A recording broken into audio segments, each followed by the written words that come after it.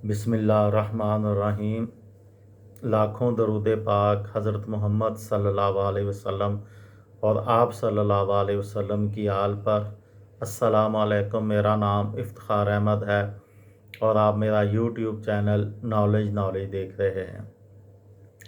آج کی میری اس ویڈیو کا عنوان ہے پاکستان اقوام متحدہ کا رکن کب بنا۔ 14 اگست 1947 کو پاکستان آزاد ہوا تھا اور 1945 میں اقوام متحدہ کا قیام عمل میں آیا تھا۔ پاکستان اپنی آزادی کے صرف 1.5 ماہ بعد یعنی 45 دن بعد 30 ستمبر 1947 کو اقوام متحدہ کا رکن نمبر 56 بن گیا تھا۔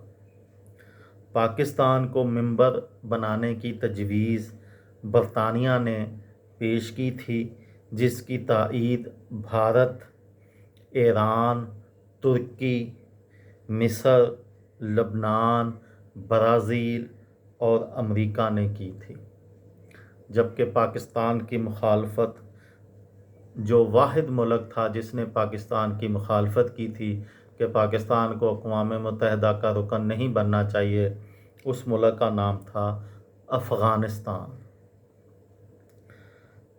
جس نے اقوام متحدہ کی ممبرشپ کی مخالفت کی تھی۔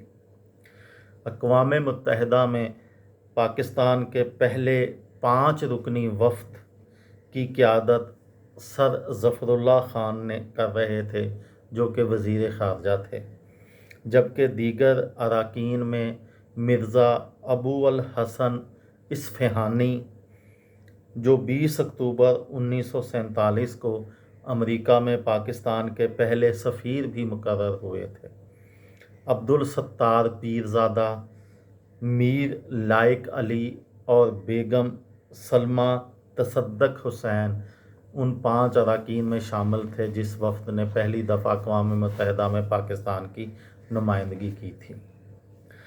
دوسری جنگ عظیم کے بعد جب سابقہ عالمی تنظیم لیگ آف نیشنز ناکام ہو چکی تھی، تو ایک نئی عالمی تنظیم کی ضرورت محسوس کی گئی تھی جو دنیا کو جنگ و جدل سے محفوظ رکھ سکے۔ 25 اپریل 1947 کو سان فرانسسکو میں 50 ممالک کے ایک اجلاس میں اقوام متحدہ کے قیام کا فیصلہ کیا گیا تھا، جس کا مقصد بین الاقوامی امن و سلامتی اور بھائی چارے کے فروغ، عالمی اقتصادی، سماجی، ثقافتی تعاون اور مساوی ترقی کے امکانات پیدا کرنا تھا۔ 24 اکتوبر 1945 کو یہ بین الاقوامی ادارہ وجود میں آیا تھا۔ اس کے ممبران کی تعداد اس وقت 193 ہے اور اس کی 6 سرکاری زبانیں ہیں: انگریزی، عربی، فرانسیسی، ہسپانوی، روسی اور چینی۔